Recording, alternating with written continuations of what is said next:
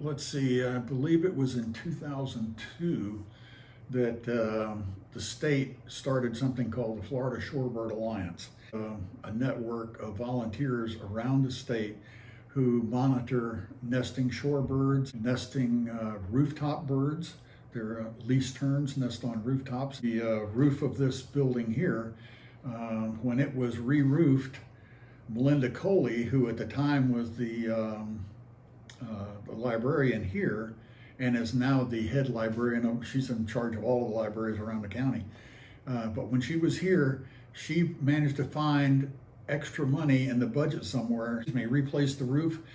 The upper portion up there was redone in tar and gravel. That cost an extra, I think, $13,000 something, because tar and gravel is an antique technology. It's not installed anywhere anymore. And because she did that, of course, our chapter made sure we sent her a letter of appreciation. And this was one of the largest rooftop colonies in this area. Another big one was down at an apartment complex, 1025 South Beach Street. It's just a little bit before you get the curve at Waller Boulevard. Apartment complex back there that was a cluster of two-story apartment buildings, 14 buildings, something like that. And about half of them had least terns nesting on the rooftop. All of those roofs have all been replaced now. At one point I had 17 rooftops that I monitored on the east side of the county here. I'm down to, I think, 8 now, and only a couple of them are active every year. 5th District Court of Appeals at the corner of Beach Street and Orange Avenue. Turns out the birds have been nesting there. This is right at the corner Orange Avenue and Beach Street, the District Court of Appeals. I had no idea the birds had ever nested on there. Didn't know that it was a tar and gravel roof. And I don't know how many times I've driven past that building, and I never noticed any birds flying up or anything else.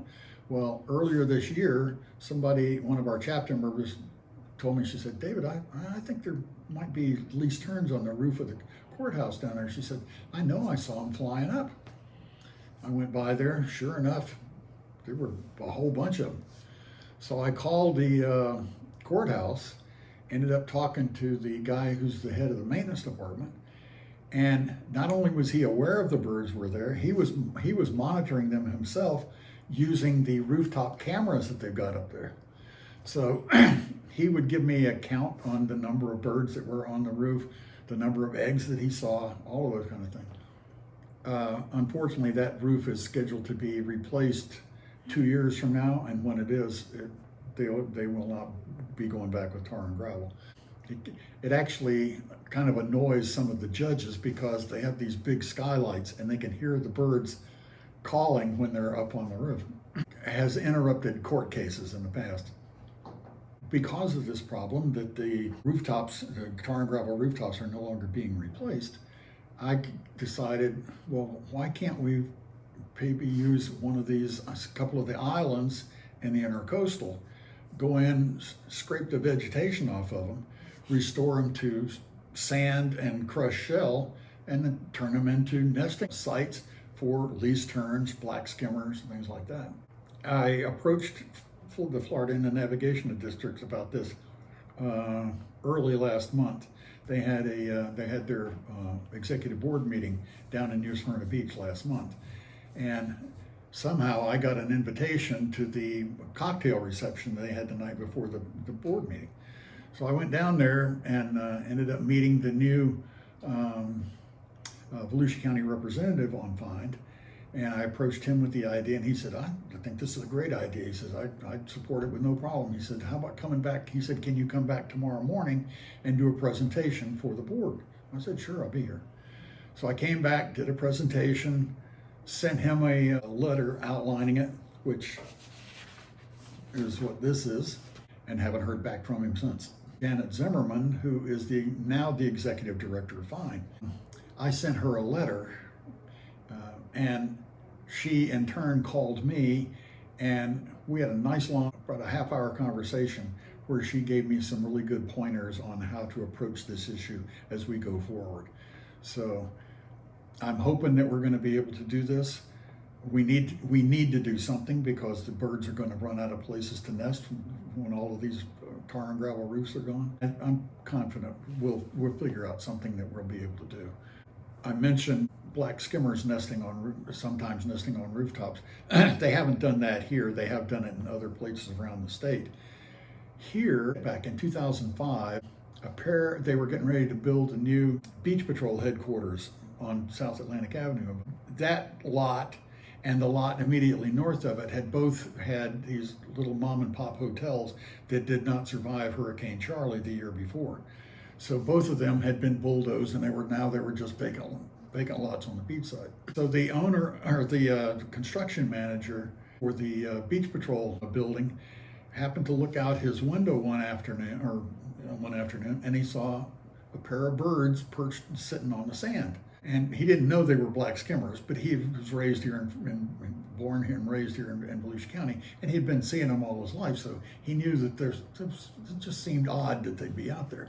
The next morning, he walked out there, and sure enough, here was a little kind of scrape in the sand, and there were 2 eggs there. And as he was standing there, the birds were flying around him and calling and everything. He went back over to the construction site, came back with 4 stakes and some pink tape, and marked off the nest site. And from then on, he would monitor the nest site from up in his office, through his office window. A couple of weeks later, he looks out there and he sees this little fuzzy head sticking up where one of the eggs had hatched. And he thought it looked just like Bart Simpson, so he called him Bart, right? 2 days later, another little head comes up, going to be Lisa, of course. He and his wife are referring to Mom and Dad as Homer and Marge. One day he goes out and he chases a hawk that's perched up on a power line above the lot there. One Friday afternoon, he checks on the birds, he leaves. He comes back Monday morning, no sign of anything. No birds, nothing. He's all depressed. He didn't want to call his wife and report this to her. At the same time that he's making this discovery, Beth Liebert is riding her ATV down the beach. And she's cruising along and slams on brakes because immediately in front of her is this little baby bird. So well camouflaged, she almost didn't see it. And she's on an ATV. She thought to herself, nobody in a car can ever see this. She's making this run down the beach because the Beach Patrol waits for her to give them the okay to open the beach to driving. She calls them and tells them, we're going to have to close 2 blocks of the beach to driving because there's an endangered baby bird down here with its parents. You cannot imagine the volume of phone calls that were racing back and forth across the county trying to find somebody who would take the authority to say, okay, close 2 blocks of the beach to driving. Because, as you know, people in Volusia County considered beach driving a God-given right. You just don't mess with it. It turned out that not long before this event took place, the guy who had been the longtime head of the county's environmental management department had retired. His assistant, Kelly McGee, was the interim director. Well, it fell to Kelly, what are we going to do? And instead of passing the buck or anything else, she stepped up to the plate and said, close 2 blocks of the beach. Now the Beach Patrol is out there trying to put up barricades and everything. There's more and more people are coming. Somewhere along the way, local news found out about this. So about 11 o'clock that morning, this guy calls his wife and starts to tell her about that the birds are gone. She says, have you looked out on the beach? He said, no. He didn't have a window on the east side of his construction trailer, so he walks out front and looks out. There's a huge crowd out there. There are 3 TV trucks with their satellite antennas run up. There are anchor people or reporters standing around trying to find somebody to talk to. So he walks down there and finds a couple of FWC people who have been called to the scene and starts explaining to them that the birds originally were up in the vacant lot up here. And so they decided that what happened was on Sunday night, excuse me, either a cat, a black-crowned night heron, something came after the baby birds and ate Lisa. Bart raced off and the end of the seawall and ended up down on the beach and escaped capture. So the parents flew down there and they were hanging out with Bart down on the beach. Well, one of the reporters happened to overhear that he and his wife were calling the adults Homer and Marge. And that clicked with this guy. That became the hook for the story. On the noon news, it was on all 3 channels, or actually all 4 channels. By that night, it was on CNN. The following day, my son saw it in Portland, Oregon, on a local news channel in Portland, Oregon. So it became a big story. They contacted our chapter and asked us, could we provide stewards to help explain what was going on. FWC came out and they put up signs that identified what the birds were and had a picture of them. And then our chapter members were there. We would have scopes set up so that people could look and see little Bart sitting there waiting for his food to be brought to him and all of that. It went on for about 2 weeks. And then finally, Bart started to get big enough that he began to fly. And once that happened, they gave up trying to close any section of the beach. And Bart and his parents were last seen down in the conservation area down in Ponce Inlet. And then Bart got old enough and he fledged, they were gone.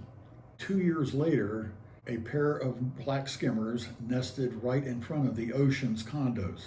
Now this is really unusual because black skimmers are colonial nesters. They don't normally nest by themselves. So there's no way, since Homer and Marge were not banned, there's no way we can be certain that this was Homer and Marge who decided to nest there. Based on their history, I don't know who else it could have, what other birds it could have been. Unfortunately, that nest, because it was on the beach up there, kind of nor'easter came blowing in and the high tides wiped out the nest, and that was the end of that. And they haven't re-nested again. That's one of the things that I do is be involved in that. There is no nesting. If you think about it, if you drive along A1A right now, there are a number of vacant lots out there that could host least terns. However, most of them have been there long enough that vegetation has grown in, and the birds won't nest if there's vegetation there because that gives cover to predators to get up closer to the nest. The county tried in the conservation zone several times back 10 years or so ago, put up little decoys of black skimmers and least terns, and then put up little speakers and actually played the calls of black skimmers and least terns, hoping to attract the birds down to nest on the beach there in the conservation zone, and it's never happened. It may be the type of sand that's there. The sand gets fairly hard packed, especially after the tide comes in. I don't know if that has something to do with it. Whatever it is, you can put all the stuff up you want. If it doesn't meet the criteria that the birds have in their little avian brains, they're not. Also had issues that our chapter was involved in with dogs on the beach, with feral cat colonies in Ponce Inlet. Feral cat colonies is one of those. It's like the third rail in the subway. You don't want to touch it because there's no winning side in the issue. The people who are, the people like Alley Cat Allies, who is a national organization that supports feral cat colonies, to them, cats are a natural part of the environment. The fact that there were no cats here before the Pilgrims came doesn't mean anything at all to these folks. To them, these are natural, and they should be. Let's just say we have difference of opinion on that issue.